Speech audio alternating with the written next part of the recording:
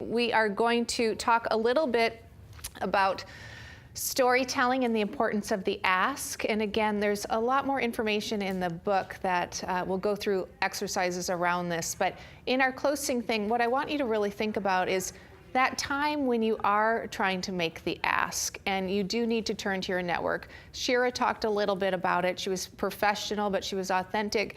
And there's a quote that I found the other night online, and it was basically somebody that was trying to sell encyclopedias. It was, parents don't want to buy encyclopedias, they want their kids to be president, right? And so I want you to think about that in terms of what you're trying to provide. Like Teresa isn't just selling photographs, it's family memories.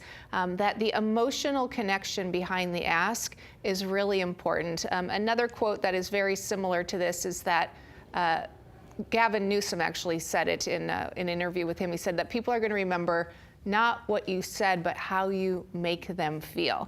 So kind of with that thought, I'm only going to do maybe two of you because of the time constraints, but I want you to think about your passion. If you were in an elevator speech, how would you convey what your core business is?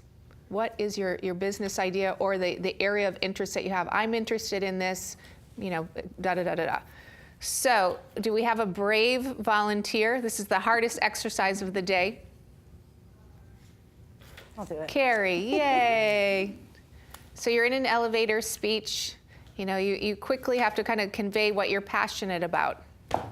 Am I in the elevator with you? You know Who what? am I in the elevator with? Actually, let's say that you're making a presentation, so you need to convey to the audience. Oh, brutal. Or to me, or to me, or to me. It'll just be equally challenging either way. So, hi, my name's Carrie. Hi, Carrie, nice to meet you. Nice to meet you PorterGale. too.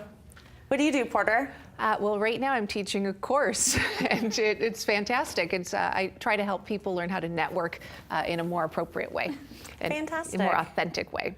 Wonderful. What are you interested in? I'm interested in photography. I'm actually getting ready to kind of assemble. I'm kind of doing the treasure hunt to get my photo business together and launch that. So I've really been kind of trying to glean things that will help me do that, and I've found that being authentic is very, very helpful, and being sincere as well. That's a really important thing to me. So I'm just trying to integrate all of those things into my new business. Great, great. I love it. So, I don't want to keep you on the spot too long. Really, a good job that you're getting the photography across. Sometimes, again, it's about being specific. So if there's a type of photography that you're doing, sure, or a type of thing that you're interested in, giving me a little bit more so that I can really visualize. Okay. I'm interested in wedding photography, and what I really try to do, I love bringing moments to life for brides. It's been a passion of mine forever. Give us something that we can kind of emotionally connect to and visualize, and a little bit more specific. But great passion, great articulation, good eye contact, good clarity. So thank you for being brave. Okay, so I want you guys to think about that, and I'm just going to tell you a couple stories about making an ask, and they're in the book too. But Dr. Brent Ridge is one story that I love. He was at Mount Sinai. His position was one where he had to raise funds for a building project. And Teresa, do you remember this story? Have you read this one? I think so. So Dr. Ridge, the task came on his desk, and it was basically that you need to raise $10 million for this building. Now that's a big ask, right? I would be overwhelmed by that, having to figure out how to raise $10 million. And what he did was he thought through it logically, and he thought about what are the key characteristics of the building. It was going to be a building for the aging population, a wellness center. He started thinking about, well, who would fit in terms of a potential sponsor where there are common characteristics, common interests. He decided that Martha Stewart was at the top of his list, that she really talked about somebody with lots of energy, she was aging well, she could relate to that target audience, so this was his dream. Now, instead of just, randomly going after Martha Stewart, he put together a business plan of why it would benefit Martha. He did some research, then he attached key influencers to the project, so he ended up getting IMPay, an architect, attached to it. And so, he really started to build the credibility up around the project, knowing that this was his ultimate vision. This was where he wanted to go. Once he had done all his research and his homework, and so this is all about making a quality ask and not rushing to the gate. And it's like, Teresa, you're working on your branding now. It's like, get all the stuff done, get your house in order first before you do the big pitch or the big ask. He then, humorously, he read, this was when she was going to jail, and so he sent her a big care package in jail, and he read that lots of people were sending Martha care packages in jail. So he sent the biggest envelope that he could find with a huge Mount Sinai logo, and he kept going for it. And lo and behold, he accomplished his goal. He met with Martha after she got out of prison, and she funded the project. So again, it's another one of those stories like meeting Richard Branson or trying to meet Ellen. Some of them don't work, but even if she would not have been attached, he had done so much work on it with getting the architects attached that he probably would have gotten someone else, right? So really surround your projects, surround the ask, where you've built it up to a point where how could they say no? Like it's so perfect that you're bringing so much value to the table.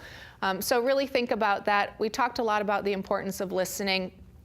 What I want you to really recognize with ask is, we've heard time and time again that networking, relationship building, a lot of it is very considered, it's very focused, it's on a purpose, it's on a passion.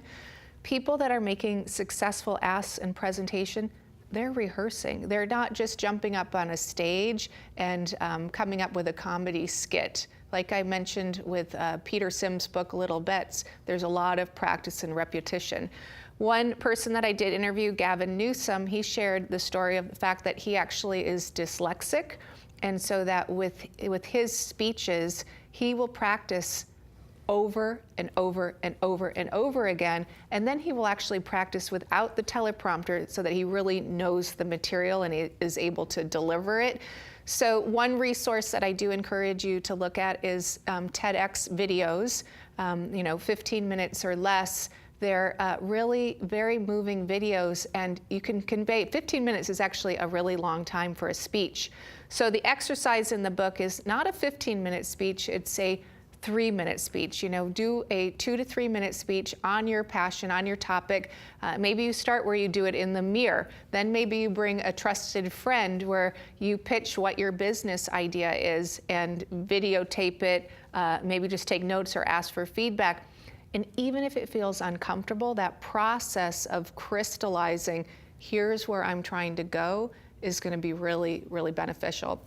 Another tip that actually David shared at lunch that I think is a great one was, if you do have the benefit of videotaping yourself at some point, watch it with the sound off and really watch the body language, because a lot is conveyed through the body language. So great tip from you. Thank you for that. So think about that. Also, practice, don't talk down to your audience. There was, early in my career, I was making a speech and I thought I was being funny and it came off as arrogant. And I remember getting tons of email, like, how could you be so mean? And, I was like, oh, it was like, heartbreaking, but learning opportunity, right? It was like, wow, use we, don't talk down. It's the same thing with the intern strategy, same thing with speaking. Be human. Don't let the no stop you. Don't leave before the miracle, the talk-listen ratio. If it's a presentation where you get people involved, really think about that too. So lots of thoughts on that.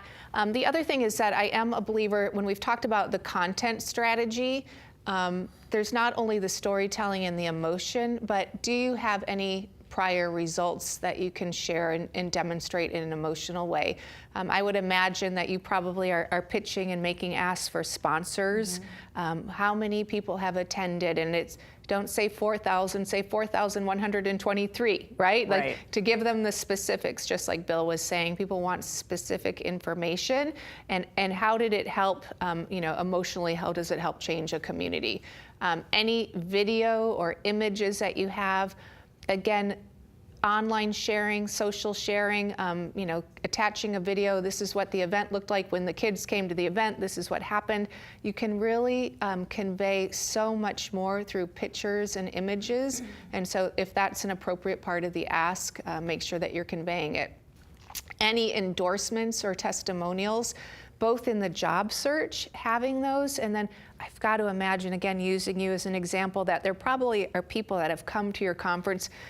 You've had those? I started collecting after people were posting on Facebook, and I was screen capping it so I wouldn't forget, and I bookmarked things. And after last year's conference, some people actually wrote wrap-up blog posts about it, which was really great. Isn't that amazing? That's got to feel good to see great. that, right?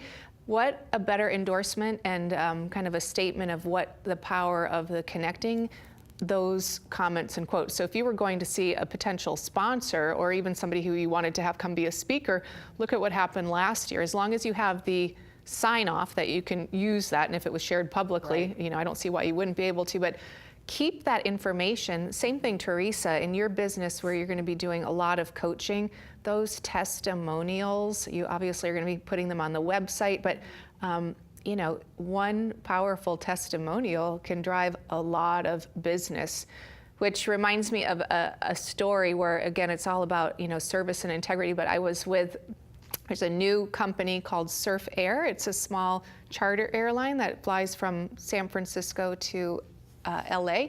And I was chatting with their executive team the other day, and the CEO told me a story about the charter airline business, which I love airlines just because of my background, that there was a flight at this charter company where some women were flying, and not to be cliche, but they said, well, do you have any chocolate on board? And the pilot was like, well, there's no chocolate, but he like wires down. He says, oh, I'm going to roll by and I'm going to pick up some chocolate. So, you know, they like before they took off, he like got a bunch of chocolate, and it was just like, it was, you know, regular chocolate from, you know, the vending machine. And he's like, ladies, I've got all the chocolate. So these 3 ladies who were very well connected in New York had their chocolate, and, you know, maybe a Kit Kat bar, it was 50 cents, whatever. And from that one experience, there was millions of dollars of revenue generated for the charter company. So those small little interactions and moments, the ripple effect of them can be really great. So think about all of your interactions across the stream in your asks. It's also, you know, one thing is to figure out, can you make your presentation without your materials? Sometimes there are going to be times when technology goes down. Are you ready for that? Can you adapt and deal with that appropriately?